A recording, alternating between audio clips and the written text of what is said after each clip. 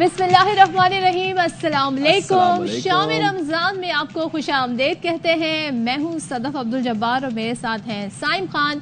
और आज हम जो आगाज़ करने जा रहे हैं वो बड़ी हैरत अंगेज़ खबर के साथ करने जा रहे हैं। मुझे तो यकीन ही नहीं आ रहा, अभी भी जो है मैं वो वेबसाइट खोल के और जो स्कोर है वो चेक करने की कोशिश कर रही हूँ। तो हम आज बात कर रहे हैं पाकिस्तान और न्यूजीलैंड के दरमियान आज तीसरा T20 खेला जा रहा था ऑकलैंड में, और हम सब समझ रहे थे ऐसे ही नतीजा आएगा जैसे पिछले 2 मैचेस का था। उम्मीद ही नहीं थी आज, लेकिन हमारे बैटर्स ने तो कमाल ही कर दिया और सिर्फ कहती हूँ ना 3 बैटर्स आए और उन्होंने पूरा मैच हमें जिता दिया। तरीके से हमारे जो बॉलर्स हैं उन्होंने हारिस रऊफ ने 3, शाहीन आफरीदी ने और अबरार और अब्बास आफरीदी ने 2-2 शिकार किए। तो जरा पहले हम देख लेते हैं कि न्यूजीलैंड की बैटिंग का क्या नतीजा निकला।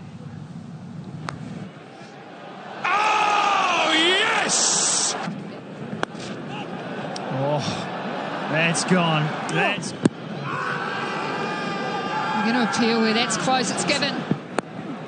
Oh no. Oh no. Yeah. That's better. That's the length. Yeah. Karam delivery straight back. Slow ball got him. It's that little edge. Like that. Just like that. You just need to hit it a bit better though. हाँ जी। Pakistani batting की तरफ चलते हैं। Pakistani batting की तरफ चलते हैं। सलमान अली आगा और हसन नवाज ने पीछे मुड़कर ही नहीं देखा और कीवीज का दिल खोलकर शिकार किया। पहले 2 मैचेस में 0 पर आउट होने वाले हसन नवाज ने आज न्यूजीलैंड के बॉलर्स का भरकस निकाल दिया और कैरियर की पहली सेंचुरी सिर्फ 44 गेंदों पर स्कोर की। उन्होंने नॉट आउट रहते हुए 105 रन बनाए, जबकि कप्तान सलमान आगा ने 31 गेंदों पर 51 रन बनाए। कि हम बात कर रहे हैं उन्होंने करियर की पहली सेंचुरी सिर्फ 44 गेंदों पर बनाई है। तो जरा हम सुन लेते हैं कि इस शानदार बैटिंग के बाद वो क्या गुफ्तगू कर रहे थे। पहले 2 मैचों में आउट हुआ था तो बहुत डिसाइड था, लेकिन कप्तान ने और शदाब ने जिस तरह मुझे सपोर्ट किया, उन्होंने कहा था कि हम तुझे जानते हैं और तू मैच जिताने वाला प्लेयर है, तो उसी पे था और अल्हम्दुलिल्लाह अल्लाह ने इज्जत दी। मेरे माइंड में यही था कि मैंने पहले एक सिंगल करना है, किसी भी हाल में इंटरनेशनल में पहला स्कोर करना है। तो वही था, जब वो सिंगल हुआ तो सारा प्रेशर मेरा रिलीज हो गया था। मुझे बिल्कुल भी प्रेशर नहीं था जब भी मैं बैटिंग पे कर रहा था, क्योंकि मुझे इन्होंने बहुत ज्यादा सपोर्ट की थी। किसी भी मामले में ये नहीं होने दिया कि आप 2 दफा आउट हुए हो या कुछ भी। इनका बहुत शुक्रगुजार हूँ। और कौमी क्रिकेट टीम के कप्तान सलमान अली आगा अब कहते हैं कि आज का मैच और डू और डाई था।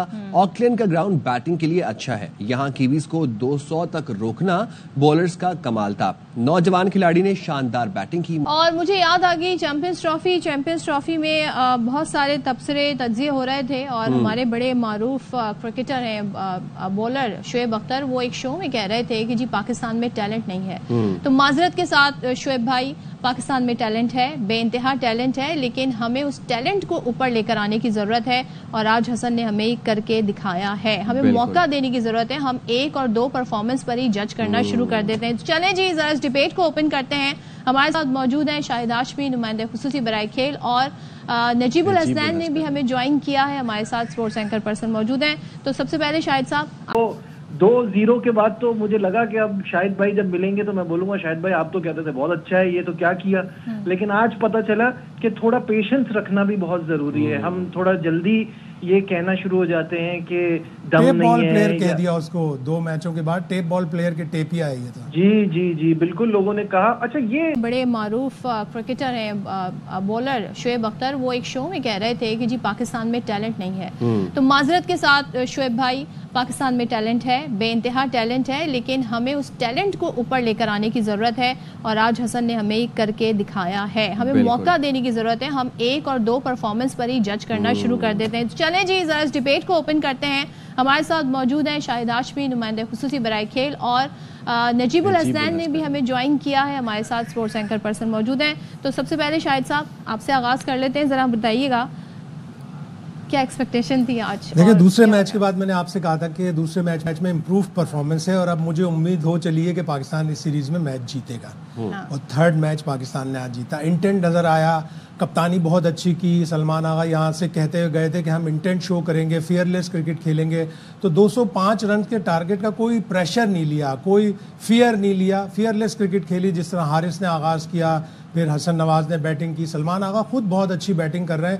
ان کے اوپر یہ ایک اعتراض تھا کہ وہ T20 کے پلیئر نہیں ہیں, ان کو اٹھا کے کپتان بنا دیا, لیکن انہوں نے آج ثابت کیا کہ اگر آپ کی بیٹنگ ٹیکنیک اچھی ہے تو آپ ٹیسٹ میں, ون ڈے میں, T20 میں ایکولی گڈ کر سکتے ہیں. اور پھر حسن نواز جیسے آپ نے کہا کہ ٹیلنٹ ہے, ٹیلنٹ کو گروم کرنا مین چیز ہے. لیا سے ان کا تعلق ہے, وہ خود بتا رہے تھے کہ وہاں پہ میں پیسے دے کے لڑکوں کو کہتا تھا کہ مجھے بالنگ کراؤ, تو کوئی بھی فیسلٹی نہیں تھی. وہاں سے نکلے, وہ اسلام آباد گئے, ان کی بہن نے ان کو بڑا سپورٹ کیا, گراؤنڈ لے جاتی تھی, گراؤنڈ سے لے کے واپس لے کے آتی تھی.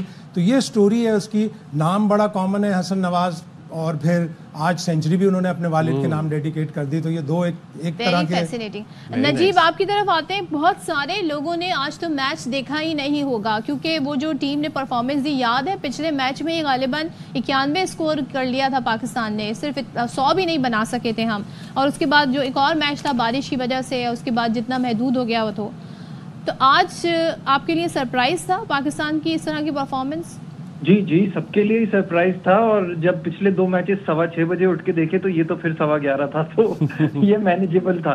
لیکن یہ کہ بہت زیادہ خوشی کی بات ہے. سب سے پہلے تو شاہد صاحب کو مبارکباد, کیونکہ وہ میرے پروگرام میں ہمیشہ کہتے تھے نام پہ مت جائیے گا, کام پہ جائیے گا, حسن نواز اچھا کھلاڑی آئے گا آگے. تو وہ 2-0 کے بعد تو مجھے لگا کہ اب شاہد بھائی جب ملیں گے تو میں بولوں گا شاہد بھائی آپ تو کہتے تھے بہت اچھا ہے, یہ تو کیا کیا. لیکن آج پتا چلا کہ تھوڑا پیشنس رکھنا بھی بہت ضروری ہے. ہم تھوڑا جلدی یہ کہنا شروع ہو جاتے ہیں کہ دم نہیں ہے. ٹیپ بال پلیئر کہہ دیا اس کو 2 میچوں کے بعد, ٹیپ بال پلیئر کے ٹیپ ہی آئی ہے. جی بالکل لوگوں نے کہا. اچھا یہ تھوڑا سا ریئلائز ہو رہا تھا, اور یہ بات کچھ حد تک صحیح بھی ہے کہ ہم بہت جلدی انٹرنیشنل میں ڈال دیتے ہیں. تو شاید یہ تھوڑی سی ایک فیلنگ آ رہی تھی, بٹ آج خود حسن نواز نے یہ ثابت کیا کہ وہ ریڈی ہے اس اپرچونٹی کے لیے. اور جس طرح سے, اور بعد میں بھی جو پوسٹ میچ کانفرنس میں بھی انہوں نے جو بات کہی ہے نا, وہ بھی بڑی شاندار. انہوں نے کہا جیسے دنیا کی باقی ٹیمیں کھیل رہی ہیں ہمیں ویسا کھیلنا پڑے گا, ہار سے نہیں ڈرنا.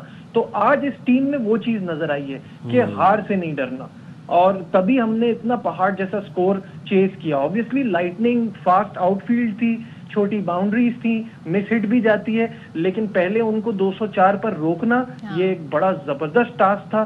آج شاہد صاحب سے بھی پوچھے گا, فل ایلن بھی سوچ رہا ہوگا یہ ہاتھوں کے تو پکڑتے نہیں ہیں, اور اتنا زبردست شاندار کیچ جو حارث رؤوف نے پکڑا وہ بہت ہی کمال تھا. گلین فلپس ٹائپ کیچ لیا انہوں نے. تو وہیں سے لگ رہا تھا کہ آج ہم اس موڈ میں آئے ہیں کہ when our back is against the wall, جب ساری دنیا کہہ رہی ہوتی ہے کہ ان کا کچھ نہیں ہو سکتا, تو ان ینگ لڑکوں نے وہ کام کر دکھایا ہے. پاور پلے کا پاکستان کا سب سے بڑا T20 کا سکور بنا دیا ہے.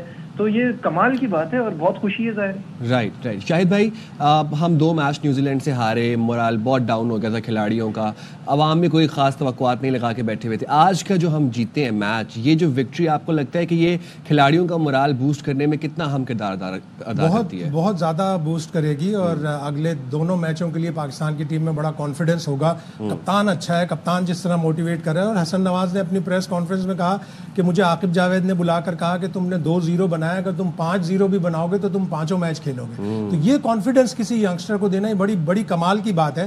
لیکن اگین ابھی یہ پہلی کامیابی ہے کہ پہلی سینچری ہے. اگر حسن نے آگے جانا ہے, اس کو اپنے قدم زمین پہ رکھنے ہوں گے, اس کو یہ سوچنا ہوگا کہ میری جو کمزوریاں ہیں ان کو پکڑیں گے نیوزی لینڈ والے کل بیٹھیں گے, سارا ویڈیو دیکھیں گے کہ حسن نواز کہاں مشکل میں پھنسا, ایک 68 پہ کیچ چھوٹا, شارٹ بال پہ تھوڑا سا گھبرا رہا تھا. ساری چیزیں دیکھیں گے, وہ ویڈیو انالیسس کریں گے, وہ تیسرے چوتھے میچ میں پکڑنے کی اس کو کوشش کریں گے. تو اب اچھے پلیئر کی یہی نشانی ہے کہ وہ اپنے ٹیلنٹ کو بار بار پروف کرے. ایک اننگز جو ہے وہ ہر سنڈے نہیں بنا دے گا ہر میچ کو کہ ہر روز سنڈے ہوتا ہے, وہ نہیں ہوگا. اگر وہ مسلسل پرفارمنس دیں گے تو وہ بڑے کھلاڑی بنے. کہا ہی جاتا ہے, نجیب آپ سے پوچھ رہی ہوں کیونکہ آپ نے خود یہ بات اٹھائی کہ بہت جلدی ہم انٹرنیشنل کرکٹ میں انہیں لے آتے ہیں. کہا یہ جاتا ہے کہ بھائی کسی کا کریئر اگر خراب کرنا ہو تو اس کو آسٹریلیا کا ٹور کرا دو, اس کو نیوزی لینڈ کا ٹور کرا دو. تو یہ کیا سمجھتے ہیں کہ آپ, یہ خطرناک ٹرینڈ ثابت ہوتا ہے, لیکن ہم یہاں پر دیکھ رہے ہیں بھائی کرٹیسزم ہوا, 2 میچز میں پرفارمنس نہیں دی, بہرحال ناؤ ہی از پلئنگ, اور اس کے پوری بیک سپورٹ تھی انہیں عاقب جاوید کی. نہیں دیکھیں, وہ یہ میں اس پہ اس لیے نہیں کہوں گا کیونکہ یہاں آپ کھلا سکتے تھے. ان کی بہت سارے مین پلیئرز تو آپ کو پتا ہے IPL کے لیے بزی ہیں, تو ان کی بھی فل اسٹرینتھ نہیں ہے. تو اگر آپ کو موقع دینا ہے اپنے ینگسٹرز کو تو آپ ایسی جگہ دیں گے نا, ایسے ہی ٹائم پہ دیں گے. تو جو شاہد صاحب نے بات کی, امپورٹنٹ بات وہ ہے کہ کپتان بہت اچھا ہے, कोच ने सेलेक्टर ने कोच ने इनको कॉन्फिडेंस दिया, ये बड़ी बात है। कप्तान का आप देखिए कि जब वो थोड़ा सा एंड में जाके हसन नवाज घबरा रहा था कि क्या मेरी सेंचुरी हो पाएगी, तो सलमान अली आगा ने इशारे से कहा नहीं नहीं मैं हूं, आप ही विनिंग शॉट लगाओगे। तो ये जो चीजें हैं ना ये बड़ी इंपॉर्टेंट होती हैं। तो इससे ही वो जो आप बात कर रहे थे ना अभी थोड़ी देर पहले, मोटिवेशन और स्पिरिट जो होता है वो उसी से बढ़ता है। लेकिन अभी एक शाहिद भाई ने भी बात की, अब अगला मैच इतना इजी नहीं होगा, वो पूरा होमवर्क कर कर आएंगे। और पाकिस्तान का सबसे बड़ा मसला ही कंसिस्टेंसी है कि हम एक जैसा नहीं खेलते। ये कहना ना कि 1 minute down the next minute up is another way of saying कि वी आर नॉट प्रोफेशनल। आप प्रोफेशनल होगे, आपको हर मैच में हर बार अच्छा करना है, टीम को भी इसी तरह से खेलना है। रिलैक्स होने का टाइम नहीं है, ये वो फेज है जहां आपने रीबिल्डिंग करनी है। अब आपको एक टीम बनानी है, ट्रैक पे आना है, जिसमें बहुत वक्त लगेगा। एक परफॉर्मेंस से हम सब खुश तो बहुत हो जाते हैं, but we need to give them time, और हमने कंसिस्टेंट बनाना है अपनी टीम। तो नजीब ये कह सकते हैं क्योंकि आज स्कोर का टारगेट इतना बड़ा नहीं था, फिर आपके ओपनर्स चल गए तो फिर आप ये मैच जीत भी पाए। आपने कंसिस्टेंसी की बात की, ऐसा क्या आज आपको नजर आया हमारे प्लेयर्स में जिसको हम कहें कि हमें आज इनके अंदर वो झलक दिखाई दी, इंटेंट के अलावा स्किल्स भी हमें दिखाई दी जो ये आगे कंटिन्यू कर सकते हैं? और it was just a luck. देखिए नहीं, लक तो मैं लक नहीं कहूंगा, क्योंकि नो मैटर व्हाट यू से, हमारी जो बैटिंग फॉर्म है ना, जहां 200 टच होता है हमारे हाथ पैर फूल जाते हैं। तो जो वो एक न्यूजीलैंड की इनिंग के बाद एक हर्डल था ना, उसी में बॉडी लैंग्वेज नजर आ रही थी कि इन्होंने सोच लिया था we are going to give our 100%, because ये मैच गया तो सीरीज गई। सीरीज को जिंदा रखने के लिए आपको अपनी जान मारनी है, वो आज नजर आई इस टीम के अंदर। चैंपियंस ट्रॉफी में सोचना था ना ये सब, तो क्यों नजीब? अब वो देखे जो गलतियां हो गई वो तो हो गई। हमने टीम ही ऐसी बनाई थी, जब आपके आर्सेनल में वो हथियार ही ना हो कि जिससे जंग जीती जाए, तो फिर बाद में हम ये बातें क्या करें। सिलेक्शन ही बहुत खराब थी उस टीम के बारे में। अब सोचें, अब आगे मूव ऑन तो करना है ना, और ये एक अच्छा टाइम है कि यंगस्टर्स में से आप कुछ आइडेंटिफाई कर लें। फिर जब साइम अयूब आ जाएंगे, फखर जमान आ जाएंगे, बाकी आपके सीनियर प्लेयर्स आ जाएंगे, तो टीम शेप अप हो जाएगी। आई एम नॉट सेइंग कि ये इंडिया ऑस्ट्रेलिया के मुकाबले की बन जाएगी, बट एक ट्रैक पे आ जाएगी। अच्छा शाहिद साहब, आज हमने देखा कि एक तो टीम जो थी वो टीम नज़र आ रही थी, टीम बन के खेल रहे थे ये लोग, ये चीज़ एक हमें एक नज़र आई टीम के अंदर। दूसरी चीज़ कि आज जो हमारे बैटर्स थे उन्होंने टुक नहीं खेला, उन्होंने आज शॉट्स हमें नज़र आई कि आज चौके भी लगे, छक्के भी लगे, सिंगल्स भी लेते नज़र आए हमें। आपको लगता है क्या ये कोच का असर है, मोहम्मद यूसुफ साहब का कुछ असर है टीम के ऊपर? ज़ाहिर है मोहम्मद यूसुफ बहुत बड़ा प्लेयर है, आकिब जावेद बहुत बड़े प्लेयर थे, आकिब जावेद कोच भी अच्छे हैं। समझाया होगा 2 मैचों में शिकस्त के बाद कि नहीं, आपने फेयरलेस क्रिकेट खेलनी है, आपने अग्रेसिव क्रिकेट खेलनी है। अगर आपने 200 चेस करना है तो आपने, इसका मतलब है 11 रन पर ओवर से स्टार्ट लेना है। पाकिस्तान ने स्टार्ट लिया 12 रन पर ओवर से, फिर पाकिस्तान ने तेज खेला। हसन शुरू में थोड़ा सा हिचकिचा रहे थे, पहला सिंगल लेने के बाद एरी फेरी एक आध शॉट लगा, एज शॉट लगा, लेकिन हारिस ने उनको कॉन्फिडेंस दिया, हारिस अच्छी इनिंग्स खेल के गए, तो फिर हसन ने बड़ी अच्छी इनिंग्स खेली। और सलमान आगा की भी दोनों मैचों में, आप दूसरे मैच में देखें 46 ऑफ 28 बॉल्स, आज उन्होंने 51 किया है। बेहतरीन बैटिंग की, हिसाब से खेलेंगे जिस तरह T20 खेलना होता है, और उसी हिसाब से खेलते हुए हमारी आज हिसाब से बॉलिंग भी अच्छी हुई है। गोके स्पिनर पिटे, सिर्फ 9 ओवर में स्पिनर्स ने 107 रन दिए और 3 विकेटें ली, लेकिन फास्ट बॉलर्स ने 10.5 ओवर में 89 for 7 7 विकेटें ली। आज शाहीन ने भी अच्छी बॉलिंग की, हारिस ने भी अच्छी बॉलिंग की, अब्बास आफरीदी ने भी अच्छी बॉलिंग की। लेकिन अब एनालाइज करेंगे, थोड़ी फील्डिंग में प्रॉब्लम्स थे। हमने 164 पे 7 पे पकड़ लिया था उनको, तो हम 190 से ज्यादा आगे नहीं जाने देते। लेकिन इस ग्राउंड पे 205 204 पे रोकना भी बहुत बड़ी बात है। और फिर जिस तरह पाकिस्तान ने बैटिंग की, ये T20 क्रिकेट की तारीख में सबसे फास्टेस्ट 200+ चेज है। 4 ओवर पहले पाकिस्तान ने चेज कर लिया, तो इसका मतलब है आप इरादा सोच के आए थे आपने तेज खेलना है। और अबरार की जो हैट्रिक का चांस था, लेकिन उन्हें चौथा ओवर नहीं दिया गया, तो कुछ किया जा सकता था। ये चीजें होती हैं, कॉमन हो जाती हैं। हो सकता है अबरार आते चौथा ओवर कराने और 20-25 रन उनको पड़ जाते, तो उन्होंने ये सोचा कि आखिरी ओवर्स हैं ये फास्ट बॉलर से ही करवाएं। Death overs usually fast bowler करवाते हैं। आज बहुत बड़ा रिस्क एक अबरार के साथ ये भी लिया था कि उन्होंने मैच का दूसरा ओवर करवाया, जिसमें उन्हें छक्के पड़ गए 17 रन। लेकिन आज पाकिस्तान ने एक चीज अच्छी की, टीम साइफर्ट और फिन एलन को जल्दी आउट किया। हमने पिछले मैच में भी यही कहा था कि अगर इनके ओपनर्स को जल्दी आउट करेंगे तो हमें फायदा होगा, और हमारे ओपनर ज्यादा खेलेंगे तो हमें फायदा हो। दोनों ही चीजें आज हो गई। اور نجیب اب کیونکہ بڑا انٹرسٹنگ یہ سیریز ہو گئی ہے، آج کے میچ نے پاکستان کے جیتنے کے باعث اب کہتے ہیں نا اب ہم we are looking forward to کہ نیکسٹ میچ میں کیا ہوتا ہے. اب جہاں پہ میچ ہونا ہے وہ بتا دیے گا کہ آکلینڈ کے لیے پہلے ہی شاید ہاشمی صاحب نے ہمیں بتا دیا تھا کہ یہاں کی باؤنڈریز چھوٹی ہیں، زیادہ اسکور ہوگا، بٹ اس کے برعکس میچ ہوا، بٹ بہرحال پاکستان جیتا. نیکسٹ میچ میں کیا اسٹریٹجی ہونی چاہیے؟ دیکھیے اسٹریٹجی آپ کی بڑی بیسک ہے کہ آپ نے اسی انٹینٹ کے ساتھ کھیلنا ہے. اب تو ٹیم جیلن ہو گئی ہے، آپ کو جانا ہے اور پازیٹیو کرکٹ کھیلنی ہے. اچھا اگریشن کا مطلب آپ نے دیکھ لیا جو پہلے 2 میچز میں کیا ہے. ہرگز اگریشن کا مطلب یہ نہیں ہوتا کہ ہر بال پہ گھمانا شروع کر دیں اور سلاگر بن جائے سب کے سب. آج جس طرح سے کھیلا ہے پورے پلان کے ساتھ، اور آپ نے بالکل صحیح کہا کہ ایز اے ٹیم پاکستان نظر آئی، جو کہ ہمیں پچھلے 2-3 سال سے پاکستان ٹیم نہیں لگ رہی تھی، لگ رہا تھا سب اپنے اپنے لیے کھیل رہے ہیں. تو آج وہ جو چیز نظر آئی ہے اسی کو کنٹینیو کرنا ہے، اس سے کانفیڈنس بھی ملا ہوگا. پوری اسٹریٹجی پلان کے ساتھ جائیں اور جسٹ گیو یور 100%. یہ نئی ٹیم ہے اور جیسے لڑکوں نے کہا ہارنے سے نہیں ڈرنا، ہارنے سے نہیں ڈریں گے تو اچھا ہی کریں گے. اور شاہد صاحب آپ کی کیا توقعات ہیں نیکسٹ میچ سے؟ نیکسٹ میچ بھی ماؤنٹ مانگونوئی میں ہے، ماؤنٹین کی جگہ ہے، بے ہے وہیں قریب میں، تیز ہوا چلتی ہے، سمندری ہوا ہے، سوئنگ بھی ہوگی، سیم بھی ہوگی بال، اور مشکل گراؤنڈ، اگین مشکل گراؤنڈ ہوگا. چھوٹے گراؤنڈ ہے نیوزی لینڈ کے، اس لیے کہ وہاں پہ رگبی ہوتی ہے، زیادہ تر رگبی ہوتی ہے. لیکن ماؤنٹ مانگونوئی اسی طرح اونچائی پر بھی ہے، سطح سمندر سے بھی اونچا ہے، تو مشکل گراؤنڈ ہوگا. لیکن اگین یہ سوچ کے جائیں کہ ہم نے 205 دنیا کی تاریخ میں سب سے بہترین چیز کیا ہے، ہم نے بالنگ اچھی کی ہے، ہمارے اوپنر نے سینچری بنائی ہے، یہ سب سوچ کے جائیں گے تو اچھا رزلٹ آئے گا. اچھا رزلٹ آئے گا. نجیب آپ سے میں ذرا بولرز کے بارے میں بات کرنا چاہوں گی. شاہین پہ بڑی تنقید ہو رہی تھی، خاص طور پہ انہیں جو 4 چھکے پڑ گئے تھے اس کے بعد. آج کی ان کی بالنگ کے اوپر آپ کیا کامنٹ کریں گے؟ ایک دن سے نہ کچھ اچھا ہوتا ہے نہ ایک دن سے کچھ بہت خراب ہوتا ہے. تو مجھے ایسا لگتا ہے کہ شاہین کو بہت کنسسٹنسی کی ضرورت ہے، اور شاہین کو جو ہے اینڈ میں جا کے جو شاہین کی پچھلے میچ میں تو خیر دوسرے اوور میں ہی ہو گئی تھی، تو یہ نہیں کہہ سکتا کہ اس میچ کے بعد ان سے ساری شکایتیں دور ہو گئی ہیں، لیکن انہوں نے آج بہتر بالنگ کرائی ریلیٹیولی.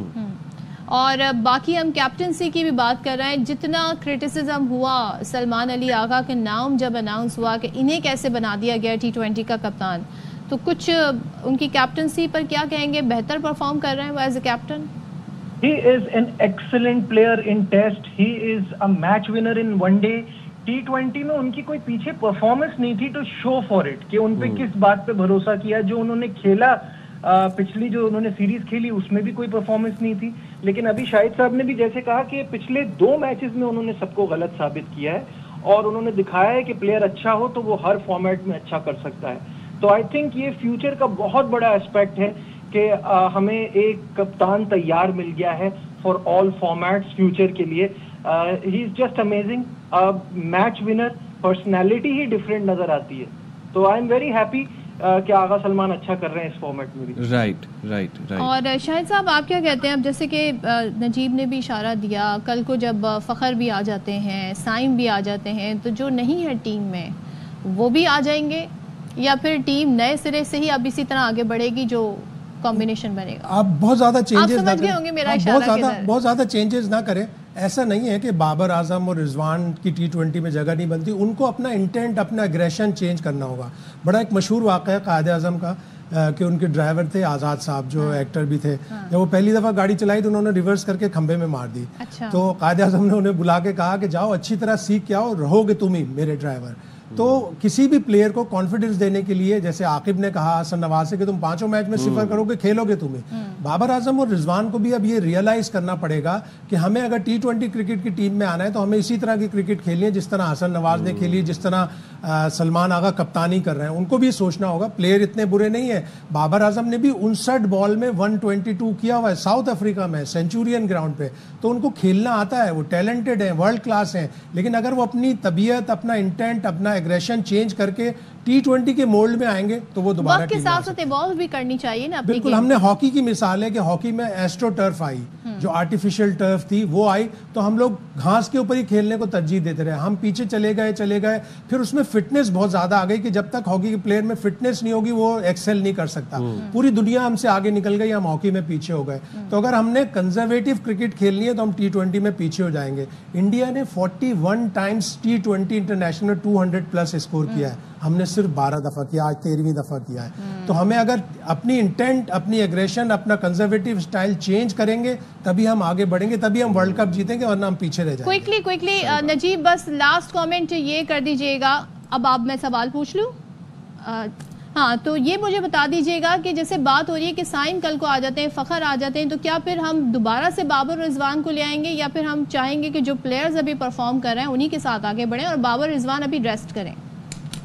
مجھے تو ایسا لگ رہا ہے وہ جو ڈرائیور والی کہانی تھی چلیں جی پھر اس کو بھی نہیں رکھا جاتا. تو ہمارا پرابلم یہ ہو رہا ہے کہ ہماری جو اپنے رنز کے چکر میں پھنسایا ہے نا پچھلے 2-3 سالوں میں, اور اپنے پسند کے پلیئرز کو ساتھ ٹیم میں رکھا ہے, اس کی وجہ سے ٹیم گرو نہیں کر پائی. That is the only problem کہ آپ نے بیک اپ کریٹ ہی نہیں ہونے دیا. آج جا کر ہم وہ کام کر رہے ہیں جو ہمیں 3-4 سال پہلے کر لینا چاہیے تھا. تو دیٹس دا اونلی تھنگ. ہاں لیکن فیوچر اب مجھے اچھا دکھتا ہے کہ جب یہ سارے ہمارے انجرڈ پلیئرز بھی واپس آ جائیں گے, ٹیم کا ایک بیلنس صحیح بن جائے گا, تو پھر فیوچر اچھا ہو جائے گا انشاءاللہ. تھینک یو سو مچ نجیب, بہت شکریہ. شاہد ہاشمی آپ کا بہت شکریہ. لیٹس ہوپ کیا ہوتا ہے اب 23 مارچ کو یعنی یوم پاکستان جس دن ہے اس دن پاکستان کا میچ ہے. لیٹس ہوپ کیا ہوتا ہے اب 23 مارچ کو یعنی یوم پاکستان جس دن ہے اس دن پاکستان کا میچ ہے. تو دیکھتے ہیں میچ کیسا ہوتا ہے. جاتے ہیں ایک بریک پہ, آپ نے کہیں جانا, will be right back after a short break. ہاں جی, ویلکم بیک. اور ہم اب پروگرام میں اچھی باتیں کر ہی رہے ہیں, پاکستان کی کامیابیوں کی باتیں کر رہے ہیں, کرکٹ ٹیم کی اچھی پرفارمنس کی بات کر رہے ہیں. تو ایک اور جی آج ایک اور اب آپ کو ایک اچھی خبر دے دیتے ہیں, اور وہ یہ ہے ٹیک ورلڈ سے ہے. پاکستان سیٹلائٹ انٹرنیٹ کی دنیا میں قدم رکھنے کے لیے تیار ہے. Pakistan space activities regulatory board نے اسٹار لنک کو NOC جاری کر دیا ہے. وزارت داخلہ کی کلیئرنس کے بعد اسپیس ریگولیٹری بورڈ نے NOC جاری کیا ہے. علیم ملک اس حوالے سے ہمیں مزید اپڈیٹ کریں گے. علیم بتائیے گا. جی علیم ہمیں بتائیے گا. NOC جاری کر دیا گیا ہے Pakistan space activities regulatory board نے اسٹار لنک کو. دیکھیں جی, اسٹار لنک کی جانب سے جو باقی ریکوائرمنٹ تھی وہ تو پہلے پوری کی ہوئی تھی. یہ ایک بڑی ڈیولپمنٹ تھی کہ جو اسپیس ایکٹیویٹیز ریگولیٹری بورڈ ہے اس سے NOC چاہیے تھا, کیونکہ اس کے پاس جب NOC مل جائے گا تو اس کے بعد اب جو یہ اسٹار لنک ہے یہ PTA کے پاس جائے گی جو کہ آخری مرحلہ ہے. اس سلسلے میں اسٹار لنک نے جو اسپیس ریگولیٹری بورڈ کے تمام جو تقاضے ہیں وہ پورے کر لیے ہیں, اور وزارت داخلہ کی کلیئرنس کے بعد اسپیس ریگولیٹری بورڈ کو NOC جاری کیا گیا ہے. اس حوالے سے ذرائع کا یہ کہنا ہے کہ PTA آئندہ 2 ہفتے میں اسٹار لنک کو لائسنس جاری کر دے گا. اسٹار لنک کیونکہ PTA میں پہلے ہی اپنی درخواست دے چکا ہے, اور اپنا جو ٹیکنیکل اور بزنس پلان ہے وہ بھی اسٹار لنک کی جانب سے PTA میں جمع کروایا جا چکا ہے.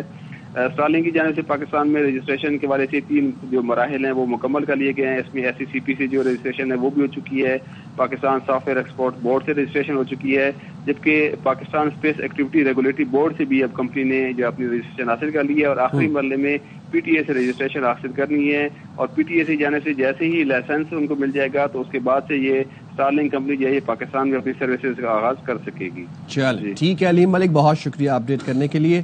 اور یہ جی NOC بڑی خوشائن بات ہے کہ ہمیں مل گیا. اب مجھے لگتا ہے کہ اب ہم جلدی نا اسپیس میں بھی جائیں گے, لیکن ذرا پرائس تو پتا کریں.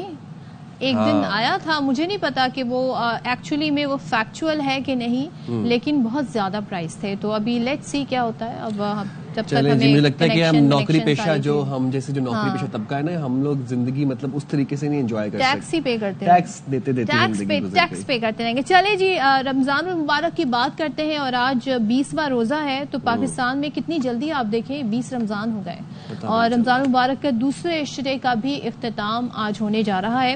اور ملک بھر کے بیشتر حصوں میں ابتدائی 2 اشروں میں جو ہم نے موسم دیکھا وہ بڑا مجموعی طور پر بہتر رہا. اسپیشلی اگر ہم فرسٹ 10 days کی بات کریں تو اچھا خاصا ٹھنڈا موسم رہا, بلکہ ابھی بھی ہم رپورٹ کرتے رہے, خاص طور پر جو ہمارے بلائی علاقے ہیں وہاں پر برف باری, کہیں پر بارش, اور ایسے موسم رہا. ادر دین کراچی. تو تیسرے عشرے میں سورج کے کیا تیور رہیں گے, کیا موسم ایسے ہی رہے گا یا پھر موسم جو ہے تھوڑی سی چینجز دے کر آئے گا. اور خاص طور پہ کراچی والے جو ہیں جو کہ مارچ شروع ہوتے ہی انہیں بس گرمی لگ رہا تھا, ہم جون جولائی کے منتھ میں داخل ہو گئے, تو کیا 10 دن ہمارے ایسے ہی رہیں گے, یہ کمپیریٹیولی بیٹر ہے یا تھوڑی سورج جو ہے نا کہے گا نہیں میں آ رہا ہوں. یہ جان لیتے ہیں پھر انہی سے ہی.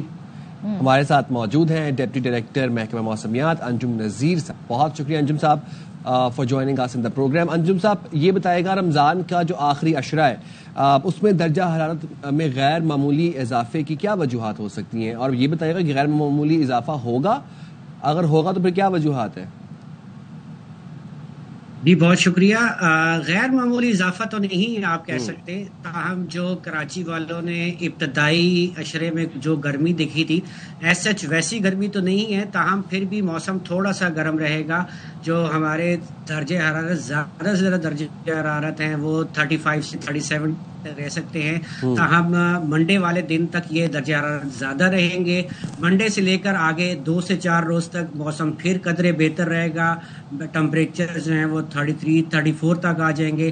تاہم عید کے دنوں میں اس بات کی توقع ہے کہ جو کراچی کے ٹمپریچرز ہوں گے وہ آلموسٹ 36-37 ڈگری سیلسیس. لیکن آپ سے میں یہ سوال اس لیے پوچھنا چاہ رہی ہوں, کیا ہوائیں ٹھنڈی ہوائیں سی بریز چلتی رہیں گی کہ نہیں, کیونکہ سچ مانے میں نے مجھے ویلویٹ پسند ہے لیکن میں نہیں خرید سکی, اس وقت پرائس بھی بہت تھے. اب ذرا گرمی آ گئی تو شاپس نے جو ان کے پرائس بھی کم کر دیے, تو کیا عید پہ ہم پہن سکتے ہیں اس طرح کے کپڑے؟ تو ذرا اس حوالے سے ویدر ہمیں بتائیے گا. 36 تو رہے گا لیکن ہوائیں چلتی رہیں گی. جی الحمدللہ اس دوران سمندری ہوائیں بحال رہیں گی. صبح سویرے کے اوقات اور شام میں موسم اچھا سہانا ہوگا. تاہم آپ یہ کہہ سکتے ہیں کہ دوپہر کے جو 2 سے 3 گھنٹے ہوتے ہیں اس میں گرمی کی شدت زیادہ رہے گی. تاہم راتیں اچھی رہیں گی, صبح کے اوقات اچھے رہیں گے, شامیں کراچی کی جیسے سہانی ہوتی ہیں ایسے ہی رہیں گی. اللہ کرے. اور یہ بھی بتا دیجیے گا کہ کوئی بارش کی پیش گوئی ہے, بارش کا امکان ہے کوئی آخری عشرے میں؟ نہیں جی اس وقت تو بارش کا کوئی امکان نہیں ہے. تاہم 25 تاریخ تک جو ہے وہ ملک کے انتہائی جو شمالی علاقے ہیں وہاں پر اکا دکا مقامات پر جیسے کشمیر ہے, جی پی ہے, اپر کے پی ہے, یا ناردن پنجاب کے کچھ علاقوں میں گلیات مری میں کہیں کہیں اکا دکا بارش کے واقعات ہو سکتے ہیں. تاہم آگے ابھی فی الوقت بارش کا ایک گیپ ہے آلموسٹ پورے ملک میں, تو اس وجہ سے جو ہے وہ آپ یہ کہہ لیں کہ کل سے جو ہے وہ ملک کے اکثر میدانی علاقوں میں درجہ حرارت بڑھنا شروع ہو جائے. اچھا میدانی علاقوں میں جی. اور جی بالکل. اگر ہم بلوچستان کا ذکر کریں تو وہاں پہ کیا رہیں گے اگلے 10 دن میں موسم کے حالات؟ دیکھیں جی آپ جو شمالی بلوچستان ہے بشمول کوئٹہ, وہاں پر آپ یہ اندازہ کر لیں کہ ابھی تک رات میں ہیٹر چلتے ہیں, تو وہاں پر تو ابھی آپ کا موسم ٹھنڈا ہی رہے گا.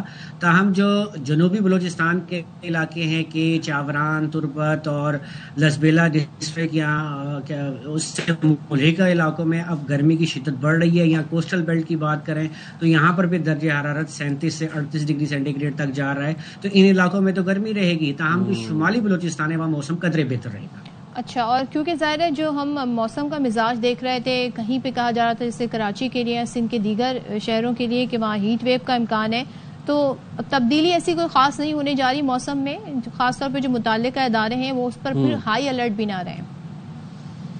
جی بالکل, موسم آلموسٹ الحمدللہ پورے پاکستان میں ہی بہتر رہے گا.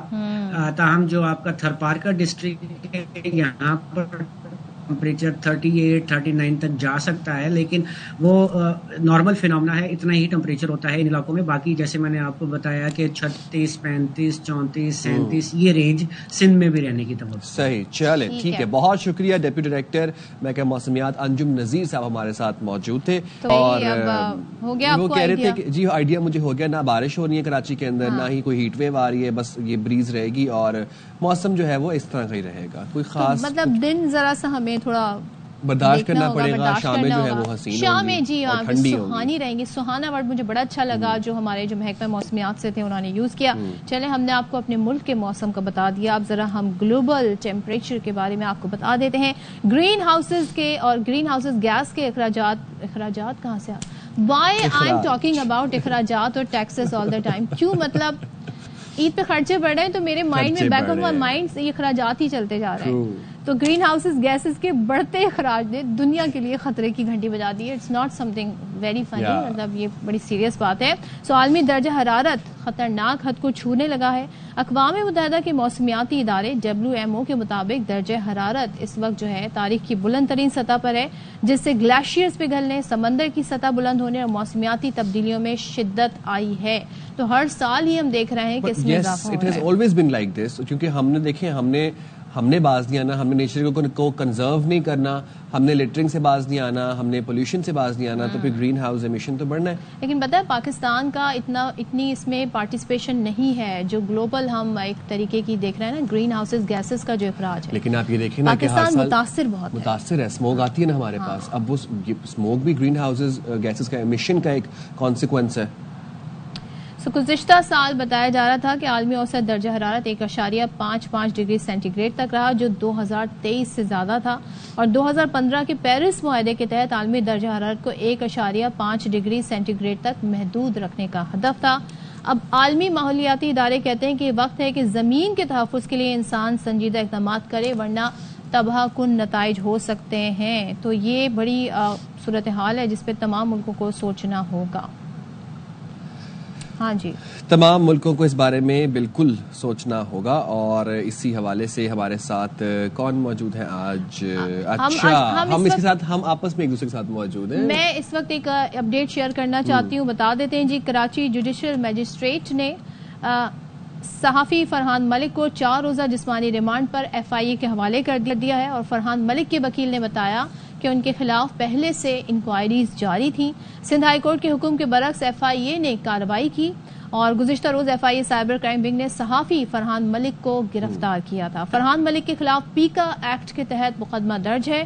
FIA کچھ دنوں سے فرحان ملک اور ان کے سوشل میڈیا پلیٹ فارم رفتار کے خلاف تحقیقات کر رہی تھی. چلیں جاتے ہیں ہم ایک بریک پہ, اور آپ نے کہیں نہیں جانا. we'll be right back after a short break.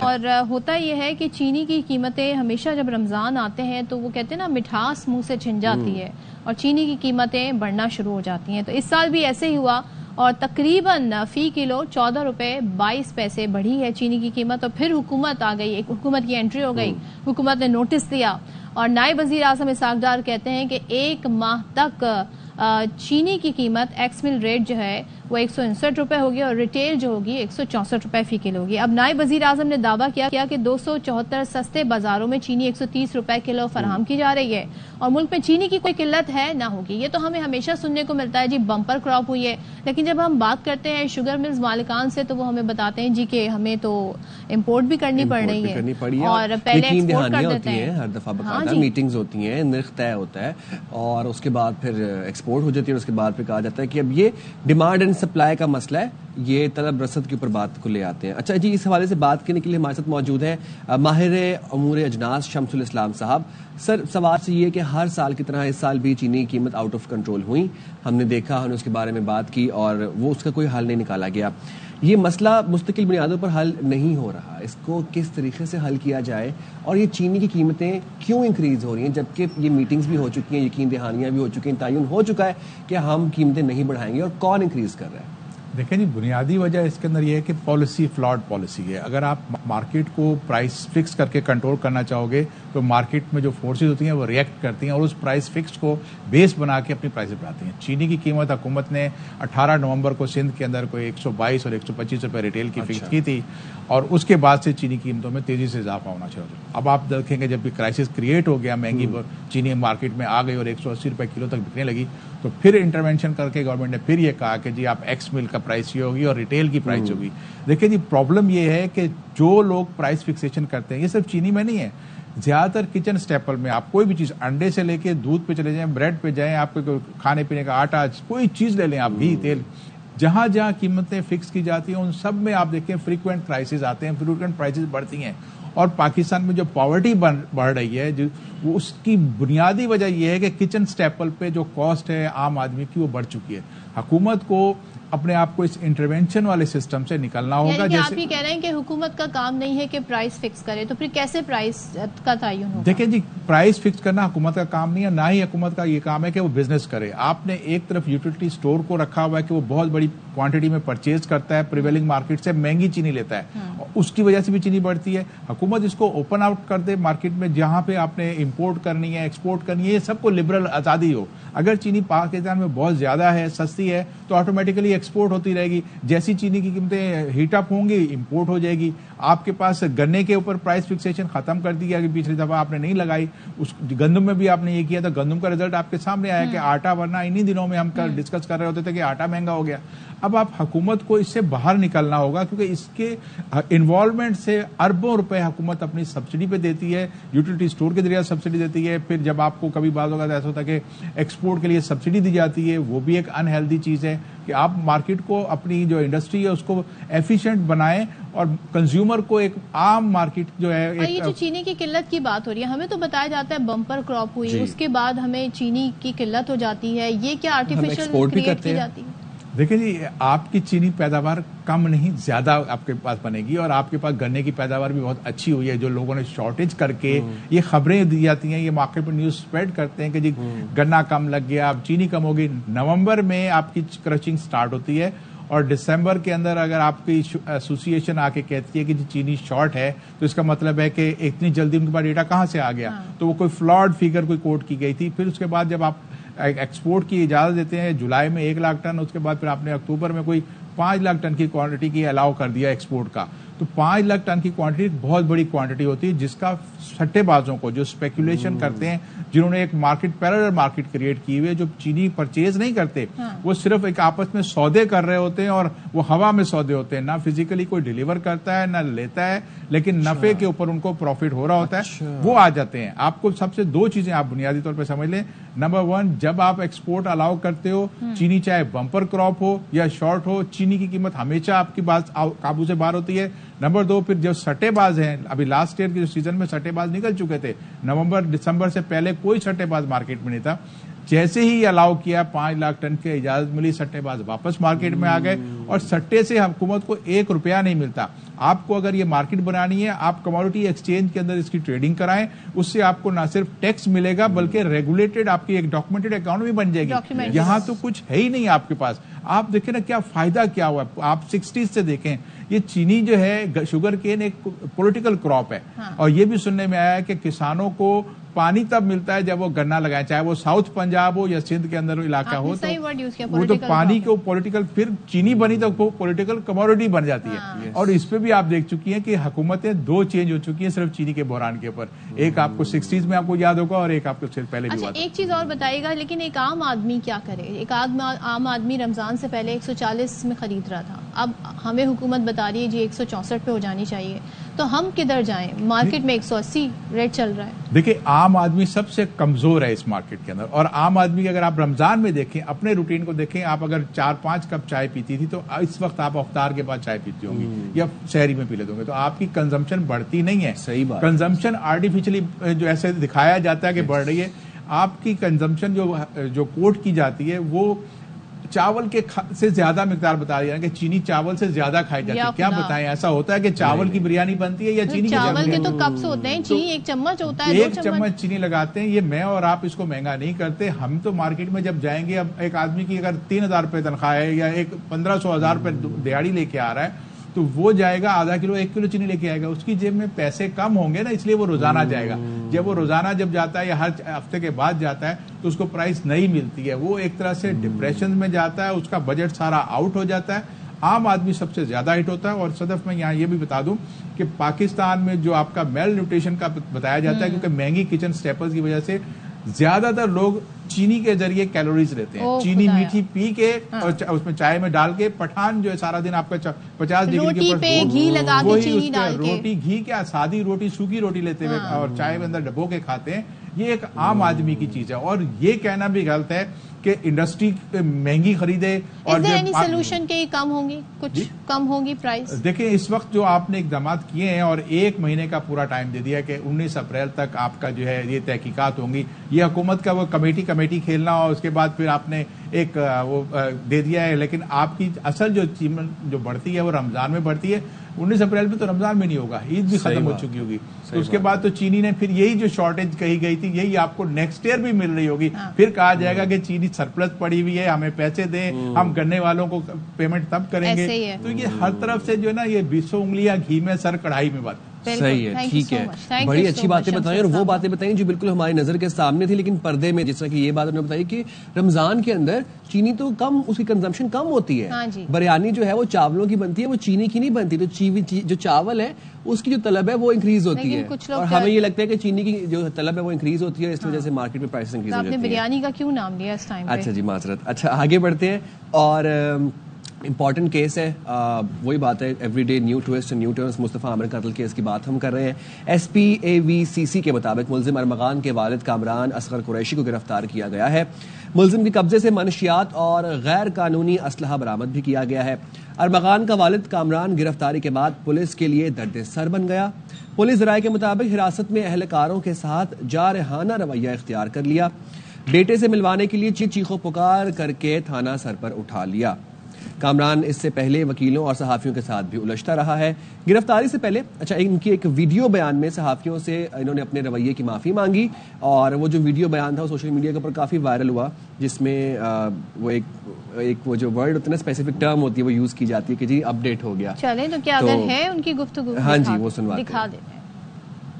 کا جو واقعہ تھا مجھ سے غلطی ہوئی ہے, قانون کے مطابق آئی تھنک پولیس دے کر رائٹ جاب. تو گھر میرا تھا اس لیے مجھے ایسا لگا تھا کہ کچھ ہوا ہے, لیکن آفیشیل ریٹ سارے جو بھی ہوا ٹھیک ہوا. اگر میں چیز چلاتے ہوئے کوئی دوسرا قسم کا کوئی لفظ استعمال کیا ہے قانون نافذ کرنے والی ایجنسی کے لیے تو میں سے معافی مانگتا ہوں. اس کیس کی فردر اپڈیٹ جان لیتے ہیں. ہمارے نمائندے سلمان لودھی ہمارے ساتھ ہیں. سلمان بتائیے گا اوور آل ارمغان کا جو کیس ہے اس کی اپڈیٹ کیا ہے؟ دوسرے ارمغان کا جو یہ تمام تر سینیریو بنا جس میں اس نے اپنے والد سے لا تعلقی کا اعلان کیا اور پھر اس کے والد کے اوپر یہ گرفتاری ہوئی, تو یہ وجہ بنی گرفتاری کی؟ دیکھیے اس کے والد کی گرفتاری کی تو وجہ یہ تھی کہ جو اسلحہ اس واردات میں استعمال ہوا تھا, ارغمان نے انکشاف کیا تھا کہ یہ اسلحہ اس کے والد نے اسے فراہم کیا تھا. لیکن پولیس نے اینٹی وائلنٹ کرائم سیل نے جو اس کی گرفتاری ڈالی ہے وہ غیر قانونی اسلحہ برآمدگی کے کیس میں ڈالی ہے اور منشیات برآمدگی کے کیس میں ڈالی ہے. ابھی اس کیس سے اس کو ریلیٹ نہیں کیا, اس کے خلاف نیا ایک مقدمہ درج کیا ہے. دوسری جانب اینٹی وائلنٹ کرائم سیل کی پولیس نے جب اس کو گرفتار کر کے وہاں گارڈن اس کو ہیڈ کوارٹر منتقل کیا تو یہ کئی پولیس اہلکاروں کے لیے درد سر اور کئی کے لیے تفریح کا ذریعہ بنا ہوا تھا.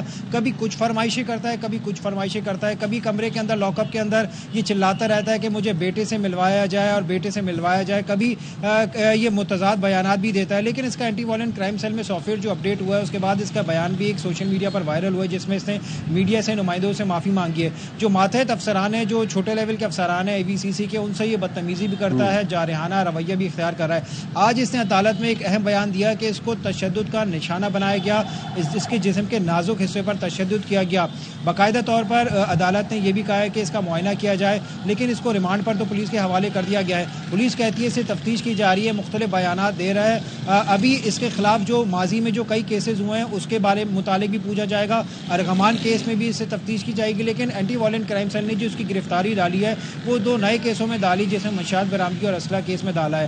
ماضی میں اس کی کئی ویڈیوز بھی سامنے آئی جس میں اسلحہ چلاتے ہوئے دیکھا جا سکتا ہے. پولیس کہتی ہے مختلف ابھی ارغمان کیس میں بھی تفتیش کرنا ہے, ماضی کی ویڈیوز پہ بھی کرنی ہے, لیکن نئے کیس پہ ابھی اس کو گرفتاری اس کی ڈالی گئی ہے. ٹھیک ہے, بہت شکریہ سلمان لودھی, اپڈیٹ کر رہے تھے ہمیں اس کیس سے متعلق. اور بالکل جی آپ کیس ہے, لیکن یہ ہے کہ ارمغان کے جو والد صاحب ہیں ان کا جو ابھی کریکٹر ہے وہ سمجھ میں کچھ نہیں آ رہا. چلیں جی, آپ لوگوں کے لیے ایک بڑی اہم اور اسپیشل اناؤنسمنٹ ہے ہمارے دیکھنے والے ناظرین کے لیے اور ARY کے ناظرین کے لیے کہ آؤ مل کر بنائیں پاکستان. ARY بھی گلوبل صحت مند پاکستان پروگرام پر بھرپور طریقے سے کام کر رہا ہے اور افورڈیبل اور ایکسیسیبل ہیلتھ کے مشن کو مد نظر رکھتے ہوئے صحت مند پاکستان کے پروگرام کے تحت دوپہر 12 بجے سے شام 5 بجے تک, یہ ٹائم آپ نوٹ کر لیں, دوپہر 12 سے شام 5 بجے تک ٹیلی ڈاکٹر آپ سب کے لیے حاضر ہوں گے، جن سے آپ فری رابطہ کر سکتے ہیں. آپ اپنی ادویات اور جو بھی آپ کی میڈیکل ہسٹری ہے وہ شیئر کر سکتے ہیں اور اس کے مطابق آپ کو پرسکرپشن مل سکتا ہے. ڈاکٹر سے آپ کیسے رابطہ کریں گے، یہ بڑا اہم سوال ہے. تو اس کے لیے آپ کال کر سکتے ہیں. وہ نمبر آپ اسکرین پر بھی ابھی تھوڑی دیر پہلے دیکھیں گے. نمبر ہے 021 جو کہ کراچی کا کوڈ ہے. تو 021-111-000-162. ایک بار پھر میں ریپیٹ کر دیتی ہوں، 021-111-000-162 پر ARY گلوبل میڈیکل سیکٹر سے وابستہ افراد جو ہے انفرادی اور انسٹیٹیوٹس کو ویلکم کر رہا ہے تاکہ اس پروگرام اور مشن کو ساتھ لے کر بڑھیں. آپ ڈاکٹر، سرجن، اسپتال، لیبارٹریز یا کسی بھی میڈیکل شعبے سے وابستہ افراد ہیں تو بھی اسکرین پر موجود آپ ARY گلوبل کا جو ویب سائٹ ہے اس پر آپ رجسٹر ہو سکتے ہیں، جو کہ ہے www.arbyglobal.com. ہم نے کر دیا آپ مشکل آسان.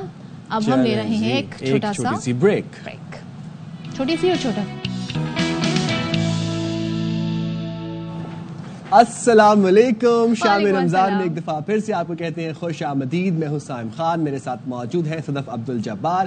ہمارا اور آپ کا ساتھ ہوتا ہے ہر روز سپہر 4:03 سے لے کر 6 بجے تک، اور کوشش ہماری یہی ہوتی ہے کہ آپ تک تمام جو ہے وہ سوشل ایشوز بھی پہنچ جائیں. سیاسی منظرنامے پر بھی بات کریں، کھانے پر بھی بات کریں، رمضان پر بات کریں، موسم پر بات کریں، کرکٹ پر بھی بات کریں. لیکن چاہتے ہم آپ سے یہی ہے، ریکویسٹ آپ سے یہی ہے کہ اپنا فیڈ بیک ضرور دیا کریں. فیڈ بیک بڑا امپورٹنٹ ہے، اور چاہے وہ آپ اپنا یوٹیوب پہ، فیس بک پہ، انسٹاگرام پہ، ٹک ٹاک پہ دیں، یا پھر آپ ہمیں لائیو دیکھتے ہوئے. بڑا امپورٹنٹ ہے آپ کا فیڈ بیک، تاکہ ہم اپنا نیکسٹ پروگرام آپ کے فیڈ بیک کے اکارڈنگ ڈیزائن کر سکیں. بالکل، اور ہم تو آپ کے فیڈ بیک کا بڑا بے چینی سے انتظار بھی کرتے ہیں. اور سائم اب ظاہر ہے اب آج 21واں رمضان لگ جائے گا، 20 رمضان ہو گئے ہیں. اب جو مارکیٹ میں تیزی سے رش ہوگا وہ ہم یہ دیکھ رہے ہیں کہ کافی زیادہ ہوگا. تو ذرا احتیاط کریں، خیال رکھیں، اور موسم کو دیکھ کے نا کپڑے بنائیں. مہنگے کپڑے بنا کے، موٹے کپڑے بنا کے کوئی فائدہ نہیں ہوگا. گرمی تو پڑنی ہے. پتہ نہیں محکمہ موسمیات جو بھی پریڈکشن کر دے سائن.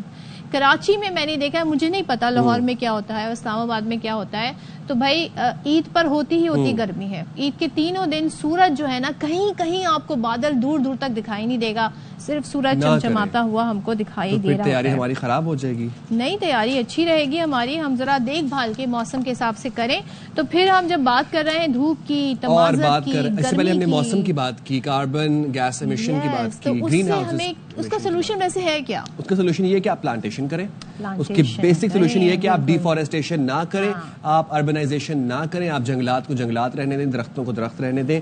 اب آج پاکستان سمیت دنیا بھر میں جنگلات کا دن منایا جا رہا ہے، جس کا مقصد جنگلات کی اہمیت اور ماحولیاتی تحفظ کے بارے میں شعور بیدار کرنا ہے. رواں سال یہ دن جنگلات اور خوراک کے عنوان سے منایا جا رہا ہے. جنگلات نہ صرف آکسیجن فراہم کرتے ہیں بلکہ پانی، خوراک، دواؤں اور معیشت کے لیے بھی ناگزیر ہوتے ہیں. ایسے ہی ہے. اب اقوام متحدہ کی ایک رپورٹ کے مطابق کسی ملک میں صحت مند ماحولیاتی نظام اور مضبوط معیشت کے لیے کم از کم 25% رقبہ جنگلات پر مشتمل ہونا چاہیے. مطلب ایک ملک کا 25% رقبہ جو ہے وہ جنگلات کے لیے ڈیڈیکیٹڈ ہونا چاہیے. لیکن پاکستان میں کیا ہے؟ پاکستان میں یہ شرح صرف 4.8% ہے. سوچے کم از کم 25 بتایا جا رہا ہے، اور پاکستان میں شرح کتنی کم ہے، یعنی 4.8%، جو 1990 میں 6.5% تھی. یعنی کہ یہ اور کہتے ہیں نا شرنک ہوا ہے. ورلڈ بینک اور اقوام متحدہ کی رپورٹس کے مطابق پاکستان میں جنگلات کا رقبہ مسلسل کم ہو رہا ہے، جو ماحولیاتی خطرات کا باعث ہے. اور اس کے تحفظ کے لیے ہمیں کیا کرنا ہوگا؟ ہمیں شجرکاری مہم کو فروغ دینا ہوگا اور موسمیاتی تبدیلیوں کے منفی اثرات سے بچا جا سکے. اور اسی حوالے سے ہم بات کرتے ہیں. ہمارے ساتھ موجود ہیں چیف کنزرویٹو مسٹر محمد ریاض احمد واگن صاحب. یہ چیف کنزرویٹر فارسٹ بھی ہیں مینگرووز اینڈ رینج لینڈ کے.